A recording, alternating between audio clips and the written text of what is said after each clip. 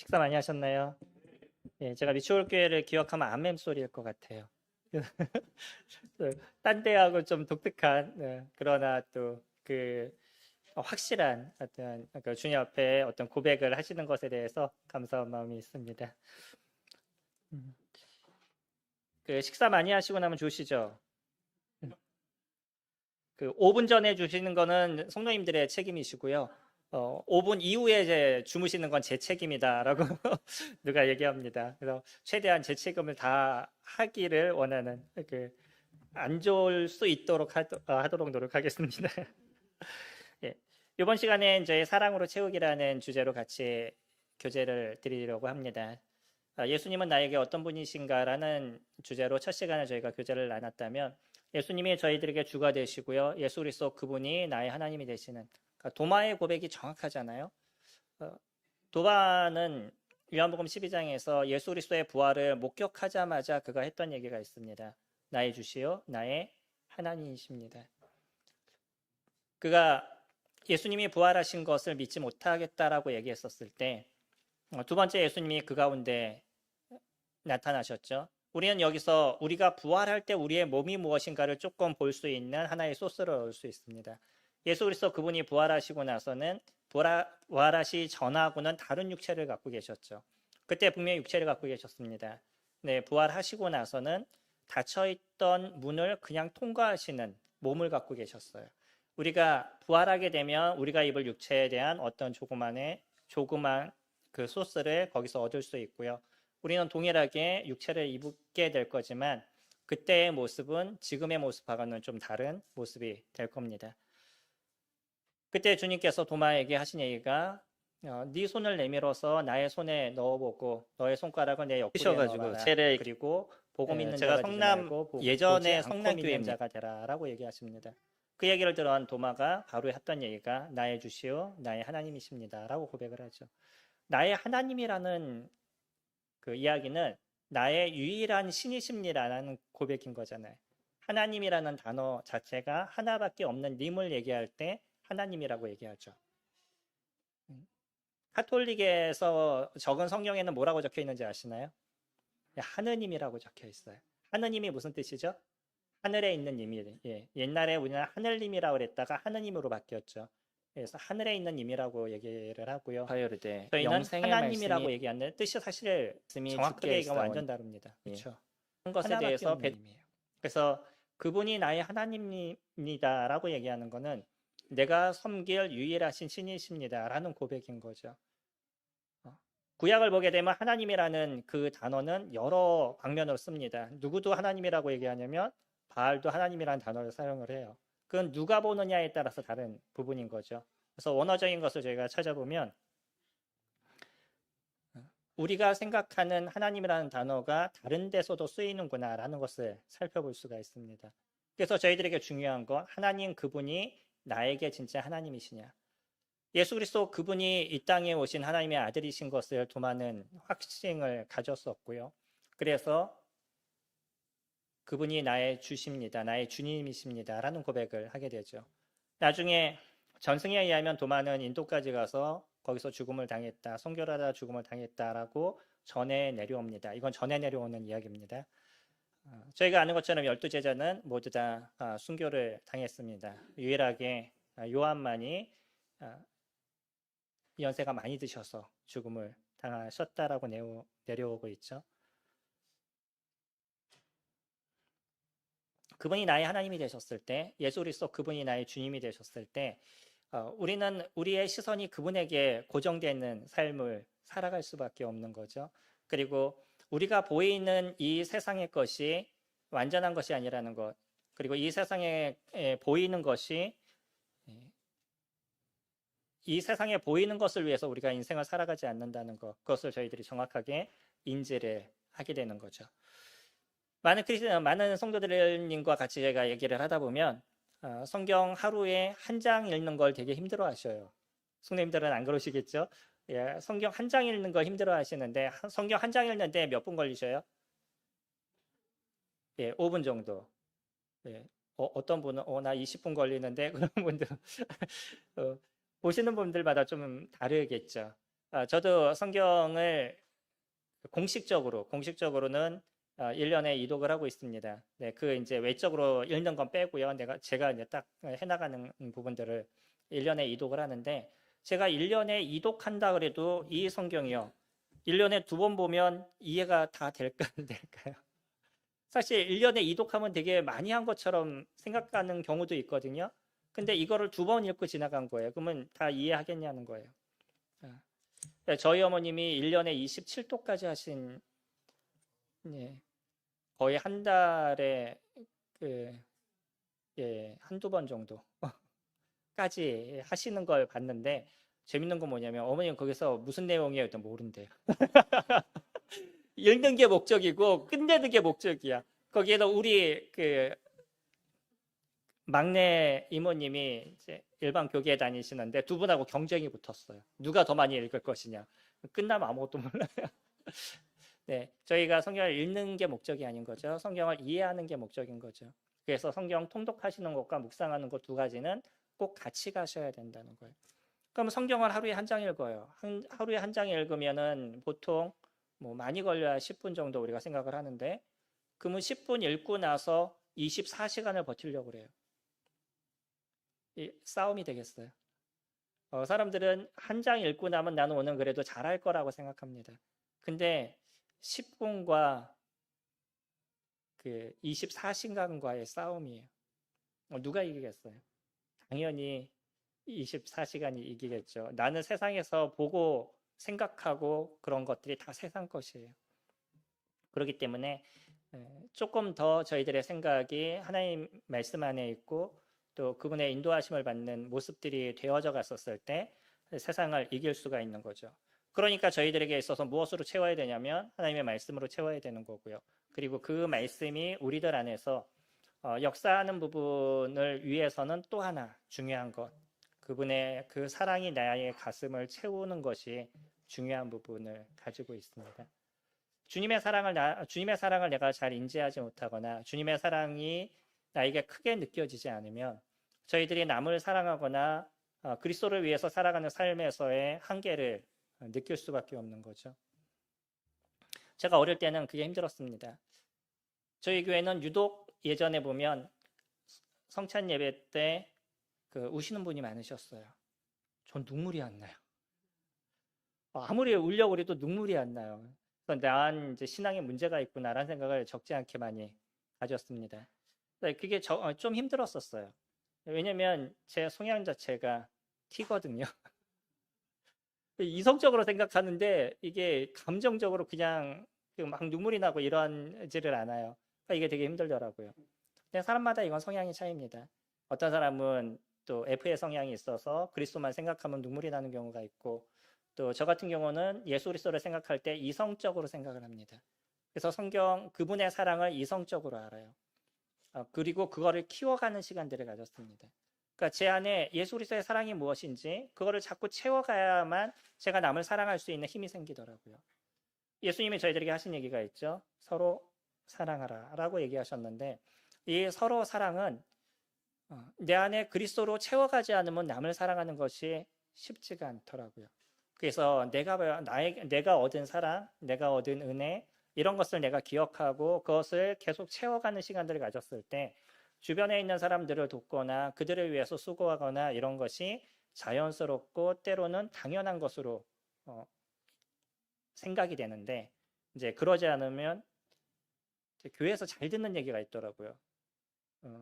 왜 나만 해요? 라는 의외로 제가 그런 얘기를 많이 들었어요. 왜 저만 해요? 근데 그분이 그거 조금만 하거든요. 많이 안 하거든요. 근데 왜 나만 해요? 라는 단어를 많이 써요. 그러니까 주님을 섬기는 게 기쁨이 되고 나눔이 즐거움이 돼야 되는데 이제 그러지 않는 경우가 적지 않게 있다는 거죠. 저희는 오늘 요한복음 13장을 통해서 우리 안에 채우시는, 그러니까 사랑으로 우리가 왜 채워가야 되는지, 그것이 왜 이렇게 중요한지에 대한 것들을 다시 한번 생각해 보도록 하겠습니다. 18절 말씀 보시면요. 여기도 원래 그 문맥에서 좀 중간을 잘라서 지금 보려고 합니다. 18절부터 보시면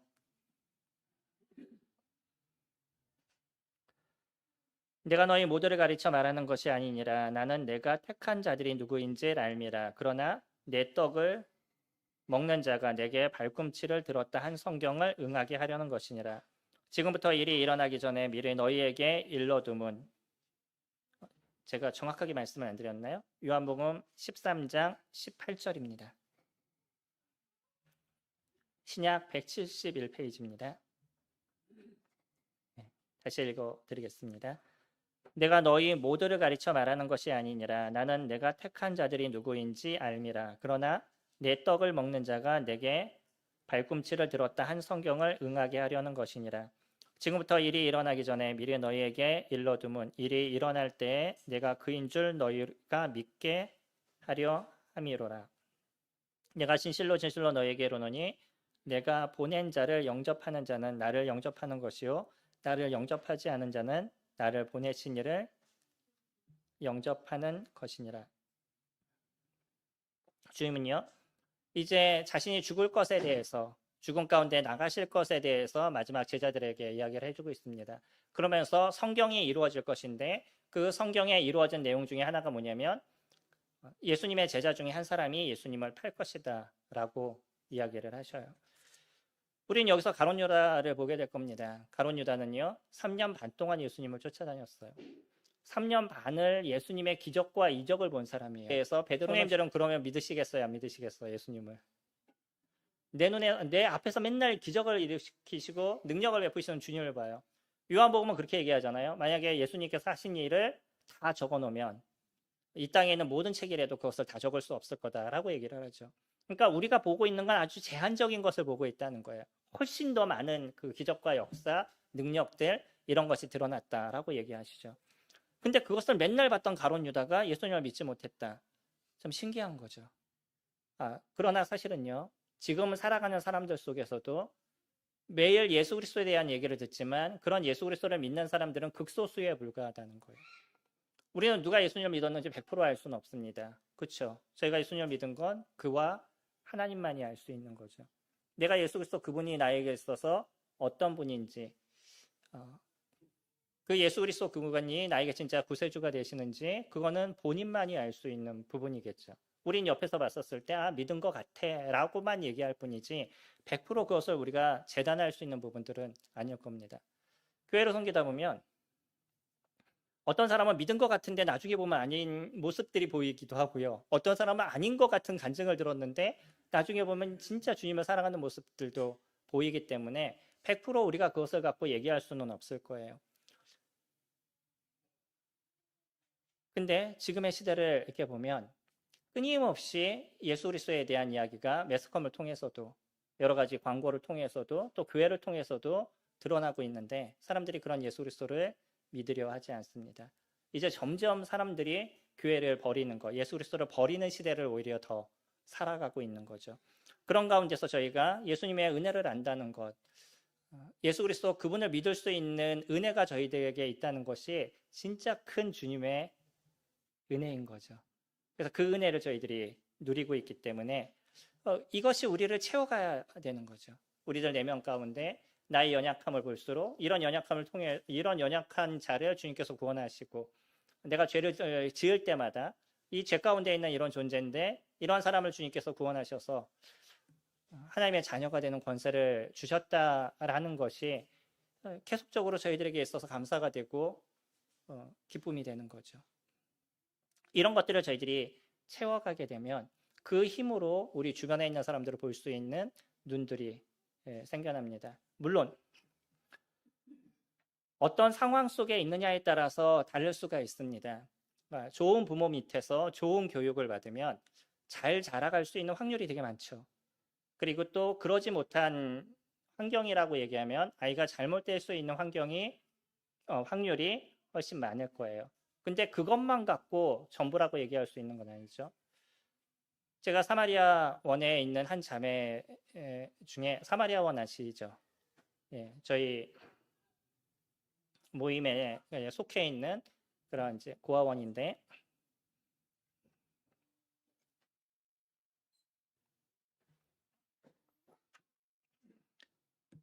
무슨 일이 있어도 내가 그 자매의 결혼식은 가야 되겠다라고 생각했던 자매가 있었어요.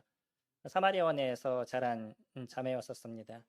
근데 사마리아원에서 자랐는데 이화여대를 나왔어요. 그리고 뭐 학교가 좋다 이 말씀을 드리려는 게 아니고요. 그리고 그가 갖고 있는 믿음의 삶이 너무나 예뻐요. 자라나는 걸 이제 올해는 못 봤는데 잠깐 이렇게 같이 사역을 하면서 지켜봤는데 자매가 너무 귀하더라고요. 그래서 결혼한다 그랬었을 때 거기 결혼식은 좀 꼭 가야 되겠다 그래서 참여했던 적이 있습니다. 제가 2000년에 2000년에 CTI를 다녀왔었어요. 그때 당시에는 사마리아원에 가서 주일학교 또 학생회를 같이 이렇게 해줬었습니다. 지금은 그러지 않거든요. 네, 그런 시간을 통해서 아이들의 어떤 상태를 보아왔었던 거죠. 정에 굶주려 있고 먹는 거는 우리 아이들보다 더 많이 먹고 오히려 거기서 남은 걸 우리 아이들이 받아서 썼었거든요. 그런데 아이들이 항상 부족해요. 이 정이 고프니까 먹는 걸로 자꾸 채우려고 노력하는 거죠. 다르게 자랄 수 있는 부분들이 없겠다라는 생각을 갖게 됐었어요. 사마리아원은 사실은 우리나라 고아원 중에서는 손가락에 꽂히는 좋은 곳입니다. 지원도 잘 되고 있고요. 선한 사마리아원이요. 예. 근데 여전히 아무리 환경이 좋아도요, 아이들이 느끼는 건 정인 거예요. 사랑에 대한 부분인 거죠. 그러니까 그 자매 같은 경우에는 부족한 부분이 있었어도 자기가 자기를 채울 수 있는, 자기가 자기 스스로를 관리할 수 있는 힘이 있다는 거죠. 우리는 모두요, 가정이 어떻다, 뭐가 어떻다라고 얘기해서 우리 사회를 비판하거나, 가정을 비판하거나, 또 내 환경을 비판하는 경우들이 있습니다. 근데 아무리 그런 모습이 있다 할지라도 결국은 자기 삶에 대한 책임은 스스로가 지게 되어져 있는 거예요. 주님께서 그것을 얘기하실 겁니다. 그래서 우리가 살아가는 삶에는 내 모습을 내가 관리할 수 있는 것들, 그거는 저희들이 해나가야 될 일들인 거죠. 가룟 유다는요, 누구보다도 좋은 환경에 있었어요. 그렇지 않겠어요? 예수님을 쫓아다니면서 예수님과 같이 하는 삶을 그가 살았고 매일 기적과 이적과 예수님의 그 놀라우심을 경험하는 삶을 살았습니다. 근데 신기하게 그런 삶을 살았는데 그 사람의 생각은 어디에 집중이 되어 있었어요? 돈에 집중이 되어 있었습니다. 주님의 역사를 보는데 그 사람은 그걸 갖고 돈으로 환산을 해요. 가룟 유다가 했던 일이 있죠. 돈깨를 맡았었다 그랬죠.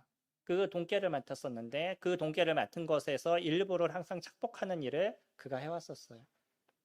다른 사람을 위해서 얘기하는 것 같지만 어떤 여인이 예수님의 다리에 향유를 붓는 것을 보면서 막 분을 내면서 화를 냈었어요. 왜 저걸 저렇게 허비하냐고, 저걸 갖다가 좋은 사람한테 쓰면 얼마나 좋겠냐고. 사실은 근데 그의 마음은 어떤 거였다고요? 그것을 착복하기 위한, 자기가 갖기 위한 그런 마음이었다라고 얘기를 하죠. 똑같은 역사를 보면서도요, 거기에서 자기 이익이 중심이 되면 다른 것을 보이지 않는다는 거예요. 가룟 유다는요, 사랑을 채울 수 있는 것이 얼마든지 있었습니다. 그리고 우리가 반대로 얘기했을 때 예수님의 마음은 어떠시겠어요? 매일 데리고 다니면서 그 가룟 유다에게 눈이 벗어날 수가 없잖아요, 주님은요. 그를 볼 때마다 안타까움의 마음이 있는 거죠. 좀 마음을 좀 바꿨으면, 좀 나를 진짜 바라봤으면, 그의 생각을 좀 변화시켰으면, 그런 끊임없는 마음이 주님 안에 계속적으로 일어나는 거예요. 누구보다도 사랑을 더 받는 거잖아요. 저희가 아이들을 키울 때 그러지 않나요? 조금 더 아픔이 있는 아이들한테 눈이 더 가지 않나요? 마음이 더 쓰이잖아요. 주님이 보시는 가룟 유다도 그랬을 겁니다. 가룟 유다를 볼 때마다 마음이 아팠어요. 좀 돌이키기를 원했어요. 하지만 그는 그렇게 하지 않았습니다. 성경은 저희들에게 정확하게 이야기를 하죠. 돈을 사랑하는 것이 일만 악의 뿌리가 된다라고 얘기합니다. 디모데전서 6장 10절에서 얘기를 하죠. 돈이 일만 악의 뿌리가 아니에요. 무엇이 일만 악의 뿌리예요? 돈을 사랑하는 겁니다. 돈은 우리가 살아가는 데 있어서 필요한 거예요. 그렇죠. 그리고 돈이 할 수 있는 일이 너무나 많아요. 너무 귀한 겁니다. 근데 그것을 어떻게 쓰느냐가 중요한 거예요. 근데 주님이 돈과 오히려 주님은 그런 얘기도 하시잖아요. 너희가 재물과 하나님을 겸하여 섬길 수 없다라고 얘기를 하죠. 그러니까 그 마음이 어디에 있는 거냐면 재물에 있어요. 하나님이 보이지 않는다는 거예요. 그러니까 이걸 두 개를 같이 섬길 수 없다는 거죠. 그래서 우리가 재물을 벌지 말아라. 주님 그렇게 얘기하시지 않으셔요. 그 돈을 어떻게 쓸 것인가를 바르게 알고 있는 것이 저희들에게 중요하다는 거죠.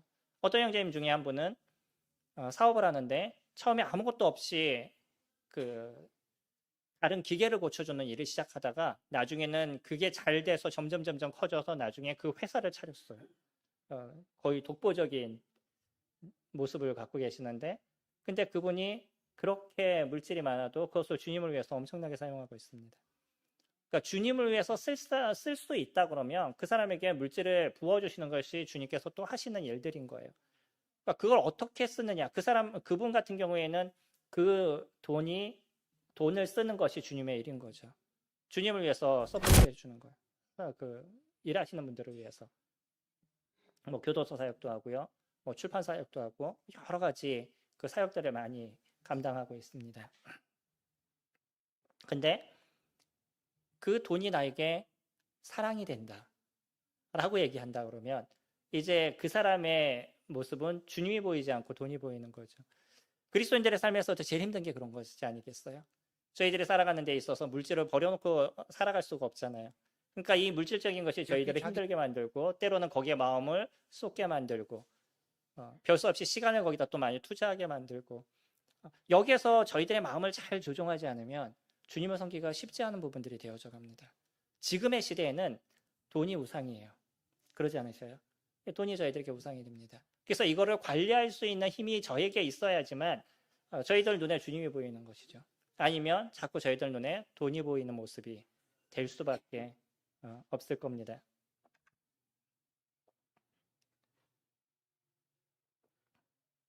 제가 주님을 섬기면서도 어려웠던 것 중에 물질적인 부분이었어요. 아시잖아요. 사역을 하면 교회에서 서포트 해주는 게 어느 정도인지. 예. 근데 사역을 시작하면서부터 그 다짐했던 게 교회에 어려움을 주지 말자라는 거였었어요. 혹시 내가 힘들다고 성령님 제가 요즘 힘들어요 뭐 라거나 이렇게 얘기하면 성령님도 부담이 되시잖아요.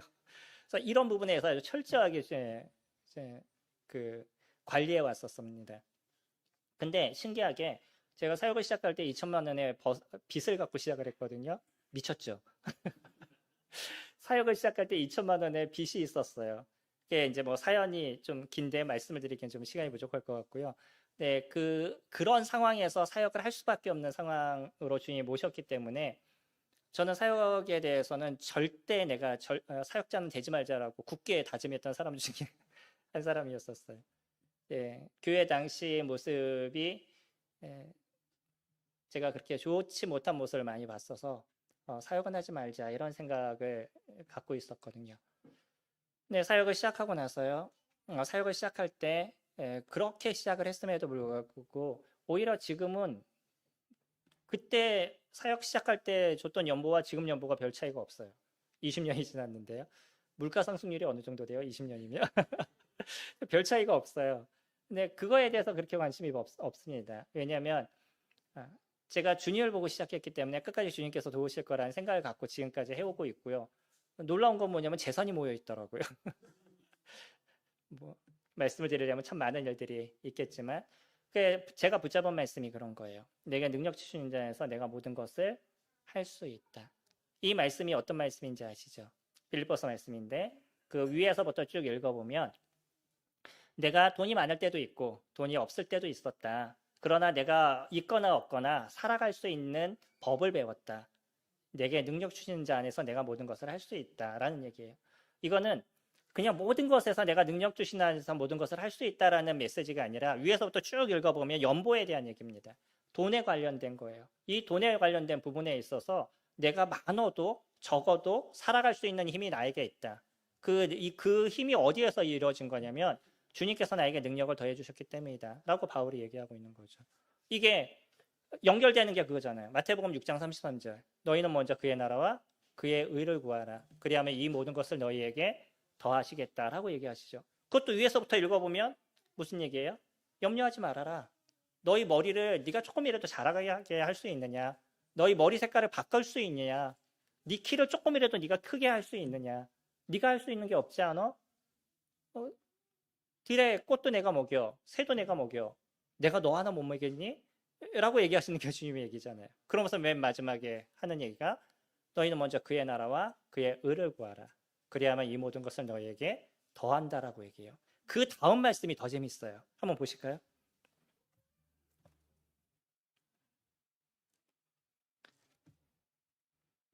마태복음 6장. 보통 저희들에게 산상수훈으로 알려져 있는 말씀이죠. 34절.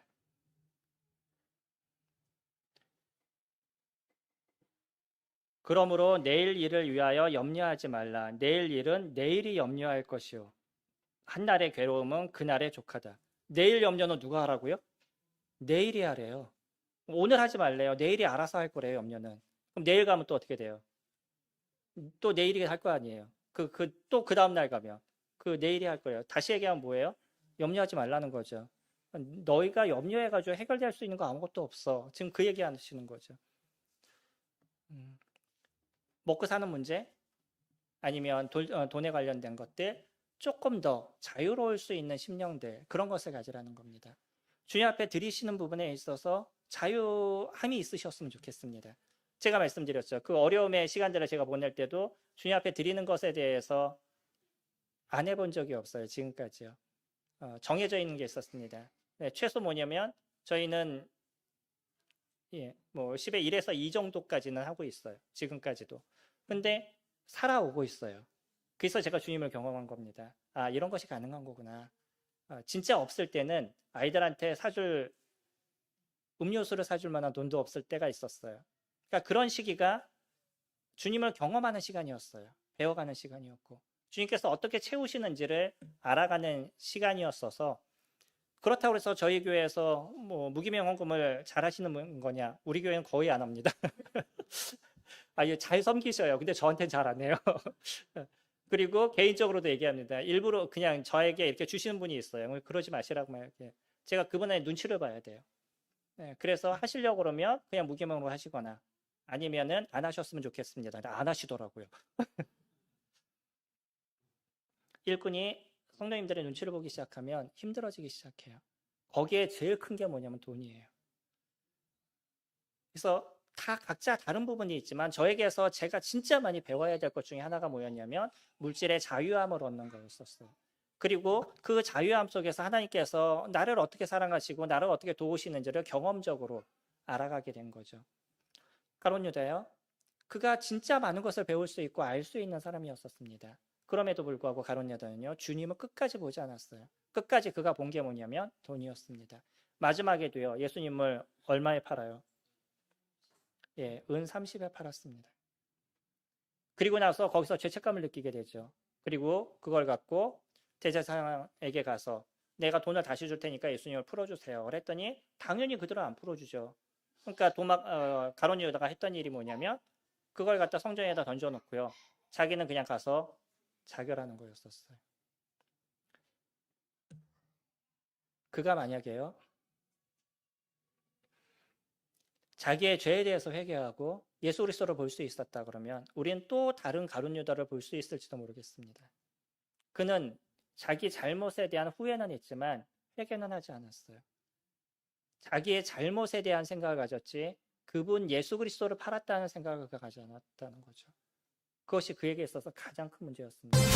우리에게 있어서도 우리의 잘못이라는 것이 얼마나 많으겠어요. 저희가 할 수 있는 실수나 아니면 죄나 적지 않은 것들이 저희들에게 있을 겁니다.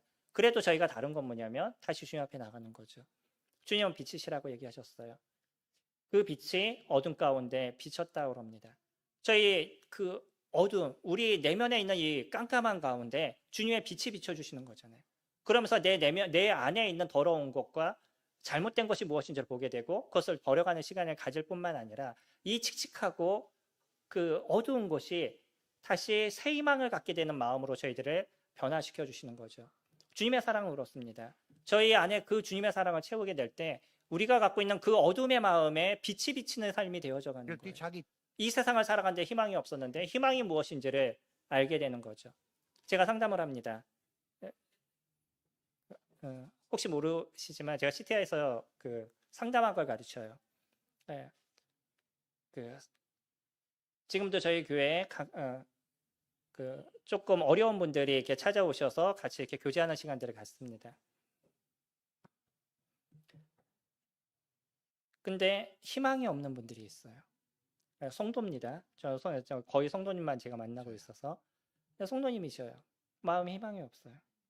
그분에게 제가 해드릴 수 있는 건 뭐냐면 상담의 기법 얼마든지 쓸 수 있어요. 근데 상담의 기법은요, 그 사람의 그 과거를 보고 이분이 왜 이렇게 됐는지에 대해서 보는 거지만 그 사람을 바꾸는 데 있어서는 한계가 있어요. 어느 정도 도움은 됩니다. 근데 그 사람을 완전히 바꾸는 건 무엇이겠어요? 말씀입니다. 하나님의 말씀이 그 안에 비치고 그가 말씀을 붙잡을 수 있는 힘이 되었었을 때 그때야 가서야 변화의 모습들이 이루어지게 되는 거죠. 그래서 그 작업을 쭉 해나가요. 그분이 주님의 말씀을 붙잡을 수 있도록, 주님의 사랑을 알고 그 사랑을 인지할 수 있도록, 그리고 그 안에 거할 수 있도록 도와주는 역할들을 하게 되는데, 그러면요 점점 변해가요. 주님으로 인해서 새로운 것을 보게 됩니다.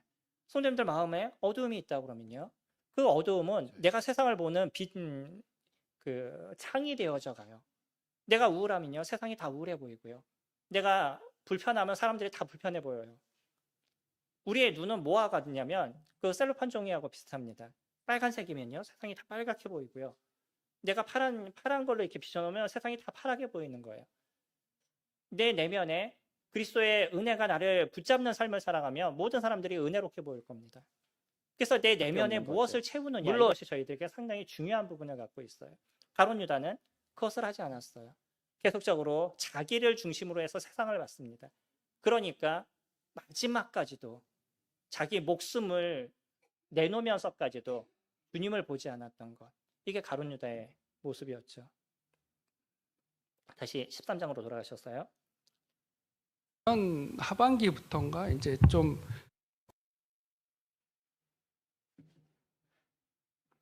21절에 보시면 예수께서 이 말씀을 하시고 심령이 괴로워 증언하여 이르시되 내가 진실로 진실로 너희에게 이르노니 너희 중 하나가 나를 팔리라 하시니 제자들이 서로 보며 누구에게 대하여 말씀하시는지 의심하더라. 예수의 제자 중 하나 곧 그가 사랑하시는 자가 예수의 품에 의지하여 누웠는지라. 시몬 베드로가 머리짓을 하여 말하되 말씀하신 자가 누구인지 말하라 하니 그가 예수의 가슴에 그대로 의지하여 말하되 주여 누구니이까. 예수께서 대답하시되 내가 떡 한 조각을 적셔서 주는 자가 그니라 하시고 곧 한 조각을 적셔서 가로 시몬의 아들 유다에게 주시니 조각을 받은 후 곧 사단이 그 속에 들어간지라. 이에 예수께서 유다에게 이르시되 내가 하는 일을 속히 하라 하시니 이 말씀을 무슨 뜻으로 하시는지 그 앉은 자 중에 아는 자가 없고 어떤 이들은 유다가 돈깨를 맡았으므로 명절에 우리가 쓸 물건을 사라 하시는지 혹은 가난한 자에게 무엇을 주라 하시는 줄로 생각하더라. 유다가 그 조각을 받고 곧 나가니 밤이로라. 예수님께서 너희 중 한 사람이 나를 팔 거야 라고 얘기했더니 베드로는 또 궁금하죠. 베드로는요 진짜 단순, 그 다음 생략 예, 단순한 사람이었었어요. 생각나는 대로 행동하는 사람입니다. 근데 이게 무서운 게 뭔지 아셔요? 이게 잘못되면 사람들, 옆에 있는 사람 진짜 힘들게 만드는 사람이에요. 근데 행동한다는 자체가 엄청난 유익이 있는 거예요. 우리는 잘 알아요. 근데 잘 알고 나서 가만히 있어요. 어떤 역사가 일어날까요? 아무것도 안 일어나요. 아는 거는 무엇을 했었을 때 드러나는 거냐면 행동했었을 때 드러나는 겁니다. 그러니까 내가 뭔가 움직여야지만 거기에 대한 결과가 있는 거예요. 베드로는요, 생각하기 전에 움직인 사람이에요. 근데 그 움직인 게 잘못된 행동도 있지만 그러나 좋은 행동으로 바뀌어가는 거죠. 그러면서 거기서 역사가 일어나서 무리를 걸었어요. 이 사람만 유일하게. 그게 예수님께서 할 수 있다는 것에 대해서 그가 인지하게 되니까 생각 없이 툭 던진 게 베드로가 갖고 있는 놀라움의 모습들이 드러나게 된 거죠. 예수님이 12제자를 부르셨어요. 그 중에서도 3명을 부르셨습니다. 누구죠? 베드로, 야고보, 요한이죠. 그 중에서 수제자가 누구예요? 베드로죠. 주님 조금씩 추리셨어요. 그래서 그들을 이끄는 사람들의 가장 중요한 사람으로 베드로를 세웠어요. 우리가 사실은 베드로를 보게 되면 이 사람을 많은 사람의 인도자로 세워놓으면 다른 사람들이 상처를 받을 것 같은 그런 사람이에요. 그런데 이를 바꾸셨어요, 주님이요. 이때도요. 베드로가 궁금했습니다. 근데 당시에 식사하는 자리는 유대인들 아시죠? 누워서 식사하는 거. 누워서 식사하는데 그 예수님 바로 밑에 누가 있어요? 그 옆에 안겨서 누가 있었냐면 요한이 있었어요. 그러니까 베드로가 요한을 보면서 고갯짓을 하는 거죠. 야, 물어봐. 그러니까 요한이 이렇게 듣고 예수님께 조용하게 물어보는 거예요. 누가 그럴 거예요? 그랬더니 예수님이 내가 이 조각 하나를 찍어서 주는 사람이야. 그러고 줬는데 요한도 못 본 거예요. 우리는 왜 같이 있는데 못 봐? 그러지만 문화적으로 다릅니다. 안 보였던 거예요.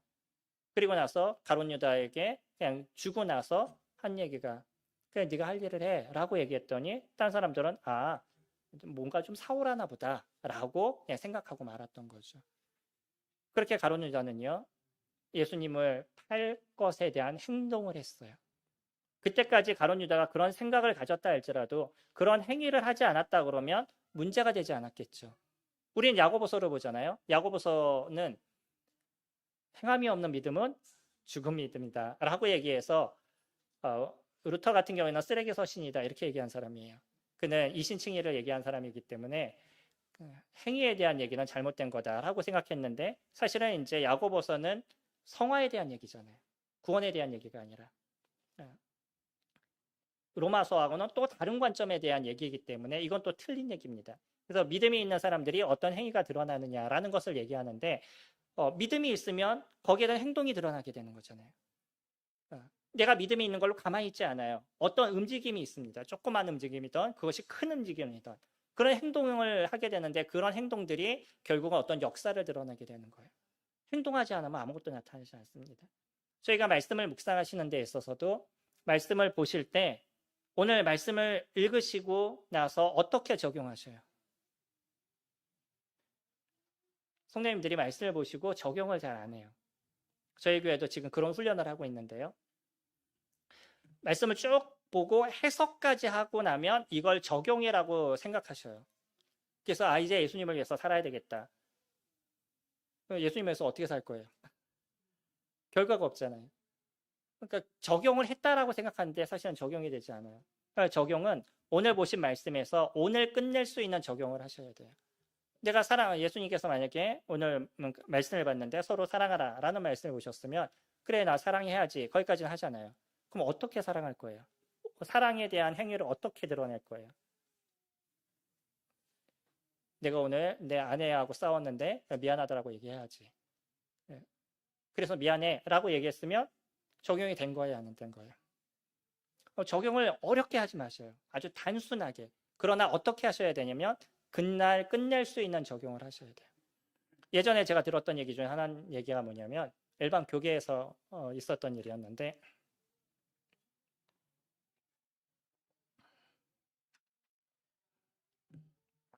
주일날 말씀을 들었습니다. 네, 주일날 말씀을 듣고 나면 많은 분들이 생각하는 거 오늘 좋았어 안 좋았어 이걸로 끝나거든요. 네. 그러면 들으시면 적용을 하셔야죠. 그러니까 메시지를 들으셨을 땐 그 적용을 성도님들 각자가 하셔야 돼요. 그래서 그분도 그 얘기를 듣고 그럼 나는 어떤 적용을 할 것인가 라고 생각하다가 그래 사랑해야 되는데 어떤 사랑할 것인가 계속 고민하는데 어떤 할머니가 네 옆을 이렇게 끌고 가셔요. 폐지를. 그래서 저분을 도와드려야 되겠다 싶어서 그분을 옆에서 같이 밀어주셨어요. 적용이 된 거예요, 안 된 거예요? 적용이 된 겁니다. 아주 놀랍고 크고 이런 적용이 아니에요. 단순하게 끝낼 수 있고 그날 끝낼 수 있는 적용을 하시는 거예요. 네, 해보셔요. 엄청 힘듭니다. 생각보다 쉽지 않아요. 근데 이런 훈련이 우리들의 인생에 많은 것을 바꿔갈 거예요. 나는 오늘 한올 하나 했어요. 1년이면 몇 개 하시는 거예요? 365개를 하시는 건데 사실은 이게 복리가 돼요. 예전에 했던 것도 자꾸 생각나요. 그래서 또 한두 가지를 더 해요. 그럼 엄청난 적용들이 이루어지는 거예요. 그 삶이 변해요. 하나님의 말씀이 우리를 바꿔가시는 거는 내가 그냥 성경을 읽어서 바꿔가는 것이 아니라 그 읽은 말씀을 갖고 내가 행동했었을 때 바뀌어가는 거예요. 거기서 변화가 일어납니다. 이스라엘 사람들이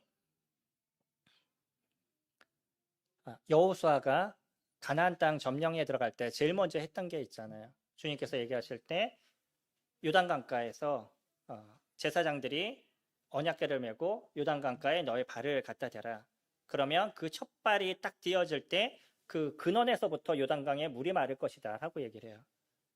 이게 여호수아가 이스라엘 백성들을 이끄는데 첫 번째 미션이었었어요. 이게 잘 되느냐 못 되느냐에 따라서 그의 리더십이 완전한 차이가 있었습니다. 그 전에 강력한 리더십을 갖고 있었던 모세였었어요. 구간이 명간이죠. 모세의 그 강력한 리더십에서 여호수아로 넘어와야 돼요. 더 잘하지 않는 이상은 문제가 생겨요. 근데 첫 번째 주님께서 하라고 얘기한 게 뭐냐면 말도 안 되는 얘기를 하셔요. 발을 갖다 대면 물이 그칠 거래요. 그러면 성도님들은 내가 리더인데 가서 자 여러분 우리가 가면 저 물이 그칠 겁니다 얘기하실 수 있겠어요 없겠어요? 그걸 했던 게 여호수아였었습니다. 그리고 나서 그들이 발을 띄었어요. 여호수아도 듣고 나서 주님이 얘기하셨으니까 될 거라는 확신을 갖고요. 명령을 했어요. 그리고 그 이스라엘 백성들이 행동으로 옮겼습니다. 그랬더니 진짜 요단강물이 그 근원에서부터 말랐어요. 쭉. 행동했을 때 나타나는 겁니다. 우리들의 믿음의 그런 역사들도 무엇인가 내가 발을 띄고 행동했었을 때 거기에 대한 결과가 드러나요. 말씀을 내가 봤어요. 하나님께서 놀라우신 분인 걸 알고 그분이 그렇게 하실 것을 내가 알았었을 땐 그 발을 띄는 거예요. 그리고 그때 당시 결과가 있던 없던 우리는 여전히 그 길을 가보는 거예요. 그러면 주님이 어떤 일을 하시는지를 보게 될 겁니다. 신기하게 제가 성격적으로 좀 안 좋아요. 그래서 이 성격을 바꾸기 위해서 주님께 주님 제가 다른 사람과 부딪히는 일이 없도록 도와주세요. 그날은 영락 없이 부닥쳐요. 없도록 도와주세요. 그러면 있지도 않은 일이 생겨요. 그러면 또 마지막에 또 얘기해요. 주님 도대체 없게 좀 해달라고 하는데 왜 이러냐고. 그때 제 머릿속에 기억난 게 있었어요. 네가 좀 이겨봐. 내가 도와줄게. 그것이었어요. 주님은 없애주시는 분이 아니라 그걸 이기게 하시는 분이시더라고요. 그래서 부딪혀서 이겨봤었을 때 진짜 자존심의 모든 게 무너지더라도 참고 견뎌봤었을 때 하나님께서 하시는 게 무엇인지를 알아가게 되는 거고 그러면서 내 마음 가운데 이게 자존심의 문제가 아니라 주님을 볼 때 그냥 해결될 수 있는 문제구나라는 것을 경험하게 되는 거죠. 가룟 유다는 결국 그걸로 그의 인생의 마지막을 보게 되고요. 결국은 아마 그를 우리가 불못에서 보게 될 겁니다. 다시 요한복음 15장 31절 보시면요. 그가 나간 후에 예수께서 이르시되 지금 인자가 영광을 받았고 하나님도 인자로 말미암아 영광을 얻으셨도다. 만약 하나님이 그로 말미암아 영광을 받으셨으면 하나님도 자기로 말미암아 그에게 영광을 주시리니 곧 주시리라. 작은 자들아 내가 아직 잠시 너희와 함께 있겠노라. 너희가 나를 찾을 것이나 일찍이 내가 유대인들에게 너희는 내가 가는 곳에 올 수 없다고 말한 것과 같이 지금 너희에게도 이르노라. 새 계명을 너희에게 주노니 서로 사랑하라. 내가 너희를 사랑한 것 같이 너희도 서로 사랑하라. 너희가 서로 사랑하면 이로써 모든 사람이 너희가 내 제자인 줄 알리라. 시몬 베드로가 이르되 주여 어디로 가시나이까? 예수께서 대답하시되 내가 가는 곳에 내가 지금은 따라올 수 없으나 후에는 따라오리라. 베드로가 이르되 주여 내가 지금은 어찌하여 따라갈 수 없나이까? 주를 위하여 내 목숨을 버리겠나이다. 예수께서 대답하시되 내가 나를 위하여 내 목숨을 버리겠느냐? 내가 진실로 진실로 내게 이르노니 닭 울기 전에 내가 3번 나를 부인하리라. 베드로는요 자기의 의가 되게 충만했어요. 그리고 충분히 그럴 수 있을 거라고 생각했고 마음도 좋은 마음이었습니다. 내가 죽더라도요 주님과 함께 하겠습니다 라고 얘기했는데 주님은 네가 나를 부인할 거야 라고 얘기했어요. 그리고 실질적으로 그것이 이루어졌습니다. 자기가 무엇인가 할 수 있다는 것 거기에서의 어떤 그 한계를 베드로는 그거 봤어요. 그리고 나서 이 시간이 지나면서 베드로가 느낀 게 뭐냐면 그리스도가 함께 하실 때 이런 일들이 가능하구나. 내가 주님을 위해서 살아갈 수 있는 존재구나라는 것을 나중에 경험적으로 깨닫게 되는 거죠. 베드로는요 실수하는 존재였습니다. 그러나 그 실수에서 머무르는 존재가 아니라 그 실수를 딛고 일어날 수 있는 그 힘이 그에게 있었어요. 요한도 저희가 요한복음을 보고 있잖아요. 요한이 했던 얘기 기억하시나요? 어떤 사람들이 그 마을로 들어오지 말라 그랬더니 요한이 했던 얘기 주님 하늘에서 번개를 내려서 쟤네들을 다 죽일까요? 이게 이렇게 얘기했던 게 요한이었었어요. 그 사람이 요한 1, 2, 3, 4로 썼어요. 사랑의 장이라고 얘기할 수 있는 그 변화가 일어나잖아요. 그리스도의 사랑을 경험했어요. 주님께서요, 지금 얘기하시는 거. 내가 너희들을 위해서 죽을 거다라고 얘기하셔요. 요한복음 15장에 가면 친구를 위해서 목숨을 버리면 이보다 더 큰 사랑이 없나니 내가 너희들을 위해서 내 목숨을 버리노라라고 얘기하시고 친히 그것을 실행하셨죠. 그런 모습을 제자들이 보았어요. 그 예수 그리스도의 사랑을 그들이 채워갔습니다. 그래서 주님 얘기하실 때 서로 사랑하라라는 이 단어가 그들에게 있어서는 진짜 힘들고 어려웠던 단어인데, 근데 그 내면에 성령께서 함께 하시고요. 그 성령의 의지를 받는 삶을 그들이 이뤄가게 됐었을 때, 그러니까 말씀의 의지를 받는 삶을 그들이 살아가게 됐었을 때, 이 사랑을 어떻게 만들어가는지, 교회가 이 사랑을 어떻게 베풀어가는지를 경험한 게 제자들의 모습이었던 거죠. 베드로도 실수는 했지만 이 실수를 듣고 일었음을 통해서 신약 교회를 움직이는 그런 힘을 그가 보여주게 되죠. 베드로가 특별해서요? 그러지 않습니다. 바울이 특별해서요? 그러지 않습니다. 오히려 예수 그리스도를 믿는 그 순간부터 성령의 그 이끄심과 인도하심을 받는 저희들도 동일한 그런 삶을 살아가는 존재들인 거죠. 그들이 바라보는 거나 저희들이 바라보는 거나 동일합니다. 무엇이냐면 예수 그리스도 그분을 보는 것이고요.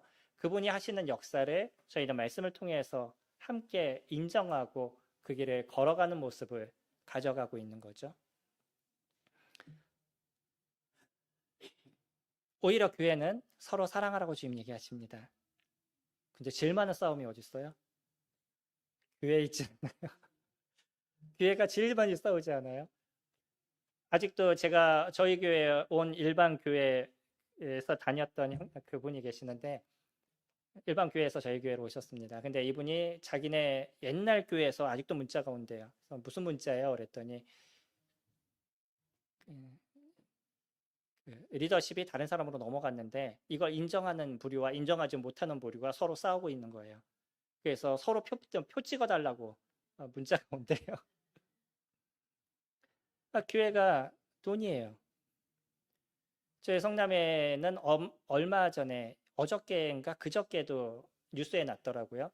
상대원 이동에 재개발을 하는데 거기 재개발하는 사람들과 뭐 분쟁들이 있어가지고 그래서 거기서 그 포크레인이 움직이는데 거 뛰어들고 뭐 다치고 막 해서 소송 걸리고 지금 그러고 있거든요. 근데 그 이전에 보면 교회가 사인을 안 해가지고 1년인가요? 반년인가 재개발이 진행이 안 됐어요. 교회가 돈을 덜 달라고.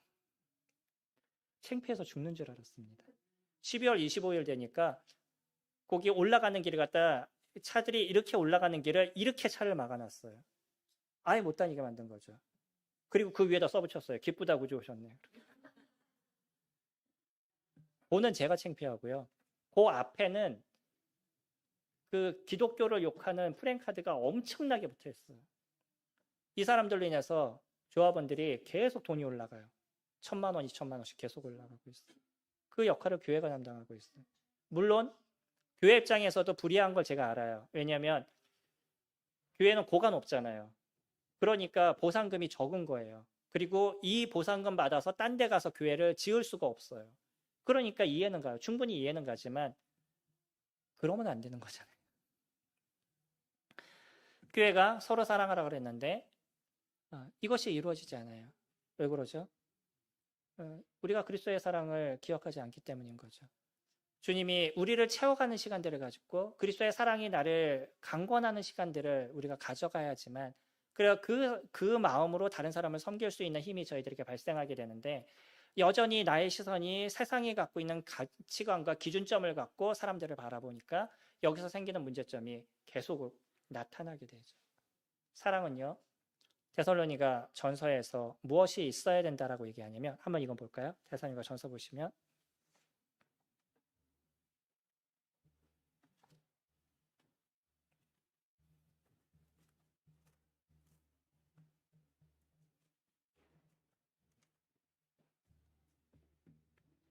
1장 3절에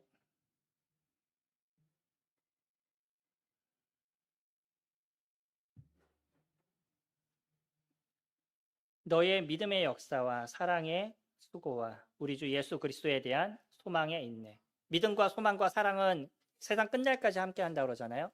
근데 믿음에는 무엇이 있냐면 역사가 있어요. 사랑에는요, 수고가 있어요.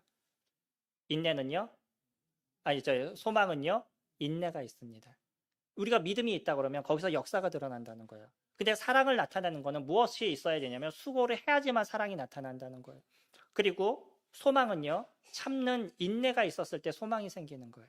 이 믿음과 소망과 사랑은 끝까지 갈 겁니다. 그리고 여전히 우리는 그런 것들을 드러내는 모습들이 나타나게 될 거예요.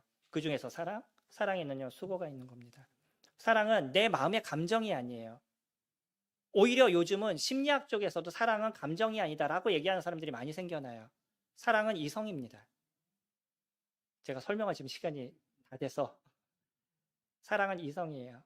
그래서 내가 저 사람을 사랑하기 때문에 움직이는 거예요. 그 사람을 사랑하기 때문에 내가 무엇인가에 수고가 드러나는 겁니다. 그냥 감정으로 좋은 게 아니에요. 감정으로 좋은 걸 자꾸 생각하니까 내 마음에 감정에 좋은 것이 일어나지 않으면 사람을 사랑하지 않는다라고 얘기하죠. 때로 저 사람이 조금 어려워도요, 내가 발걸음을 뛰는 거예요. 그리고 그를 위해서 무엇인가 손을 펼치는 겁니다. 이게 사랑의 수고인 거죠. 이런 모습이 됐었을 때 우리의 감정도 변하고 우리의 삶의 분위기가 달라져 가는 거죠. 미추홀 교회를 주님께서 사랑하시고요. 이 교회를 통해서 예수 그리스도의 그분의 이름을 드러내시는 것에 감사한 마음이 있습니다. 또 놀라운 복음이 전해지고 이 복음으로 인해서 거듭남의 역사가 일어나는 것에 감사한 마음이 있습니다. 이 아름다움 속에서 조금 더 지금 갖고 계신 거에 사랑을 더 채워가시고요. 그 사랑을 더 만들어 가시고, 근데 이것을 위해서 무엇부터 하셔야 된다고요? 내 마음에 사랑을 채우시는 거예요. 그리스도의 사랑을 채우시는 겁니다. 누군가 채워주세요라고 얘기하지 마시고요. 주님의 사랑을 내가 채우셔야 됩니다. 그것을 채워가시게 되면 옆에 있는 분들이 사랑스러워 보실 거예요. 누군가 그러더라고요. 원수가 우리 집에 있다라고 얘기하시더라고요. 남편이라고 얘기하죠. 내 편이 아니고 남편이라고. 예. 제가 부부 세미나를 했었거든요.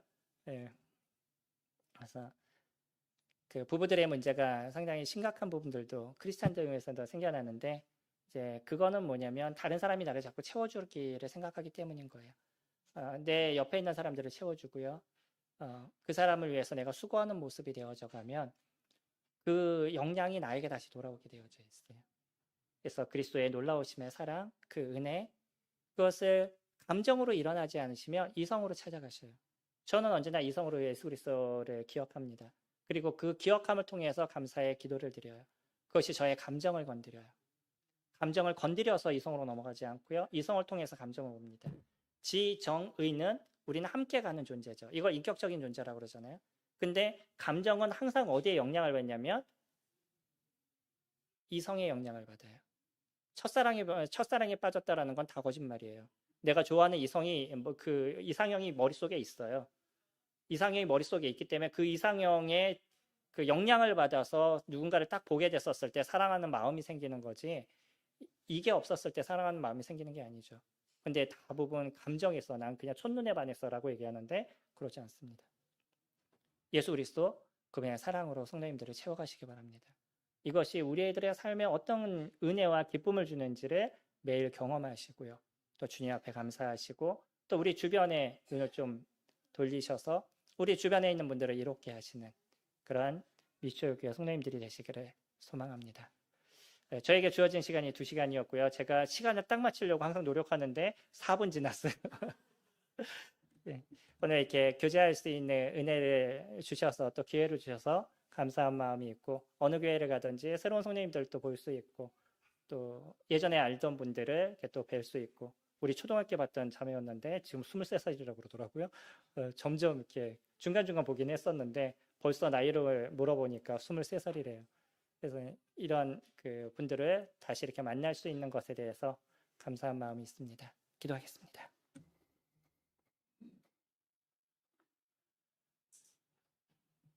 존귀하신 아버지 하나님, 감사를 드립니다.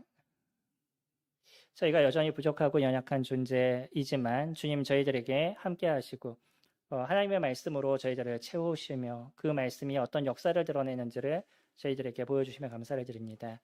믿음의 역사가 있다라고 얘기하는 것처럼 예수 그리스도 그분을 믿는 믿음 하나, 예수 그리스도 그분을 인정하는 마음 하나를 저희들이 갖고 있을 뿐인데 그분의 말씀이 이루어질 것이라는 확신을 갖고 있는 저희들의 믿음 하나뿐인데 주님 그 가운데서 놀라움의 일들을 만들어 가시고 또 저희들의 삶의 변화를 인도하시고 죄악된 저희들이 그리스도를 닮아가는 모습들이 되어져 갈 수 있도록 도우심에 감사를 드립니다.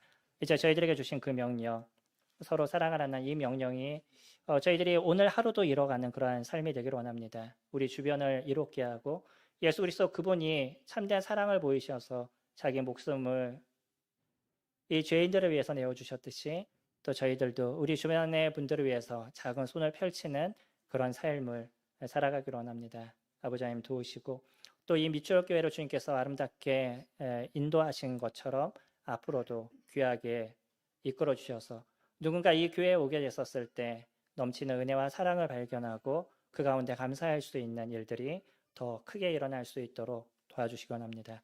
성도님들의 삶에 은혜를 더하시고 또 이 어려운 경제 가운데 성도님들의 물질적인 어려움이 없도록 또 안정과 또 주님의 건강을 이끌어 주시기를 간구를 드립니다. 오늘의 이 시간을 도우신 주님 앞에 감사를 드립니다. 예수님의 이름으로 기도했습니다. 아멘. 수고하셨습니다.